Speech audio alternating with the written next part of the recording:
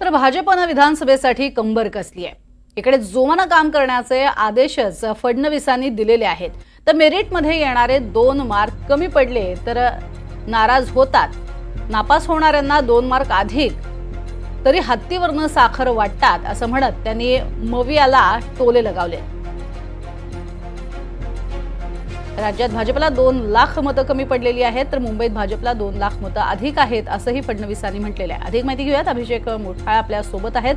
अभिषेक, फडणवीसांनी कार्यकर्त्यांमध्ये जोश भरण्याचं काम बैठकीच्या माध्यमातून केलेलं आहे। काय येत्या काळातली रणनीती आखली आहे त्यांनी? पहिले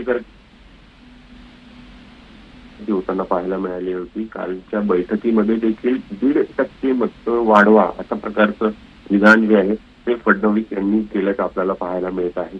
एकूणच लोकसभेमध्ये आलेलं अपयश असेल किंवा मग या अपयशाचा अर्थ हा नाही आहे की विधानसभेमध्ये देखील आपल्याला हे अपयश जे आहे ते येऊ शकतं किंवा आकडेवारी आपल्याला कमी येऊ शकते। तशा हिशोबाने प्रयत्न जे आहेत ते करण्यासाठी देवेंद्र फडणवीस यांनी सांगितलं आहे। सोबतच दुसरीकडे बघायचं तर जो खोटं नॅरेटिव्ह सेट करण्याचा प्रयत्न आहे तो कुठेतरी आपल्याला आपल्या विरोधकांकडनं होताना पाहायला मिळतो आहे। त्याच्या विरोधात आपण काउंटर केलं पाहिजे अशा प्रकारचं देखील वक्तव्य जे आहे ते देवेंद्र फडणवीस यांच्याकडनं होताना आपल्याला पाहायला मिळालेलं आहे। एकूणच देवेंद्र फडणवीसांकडनं जे आमदार आहेत, जे हरलेले उमेदवार आहेत, त्यांना कुठेतरी विश्वास देण्याचा प्रयत्न जो आहे तो या कालच्या बैठकीमधनं होताना पाहायला मिळालेला आहे। सोबतच लोकसभा मतदारसंघासाठी जे निरीक्षक आहेत त्यांची देखील नेमणूक करण्यात आली आणि त्यामुळे एकूणच भाजपकडनं कुठेतरी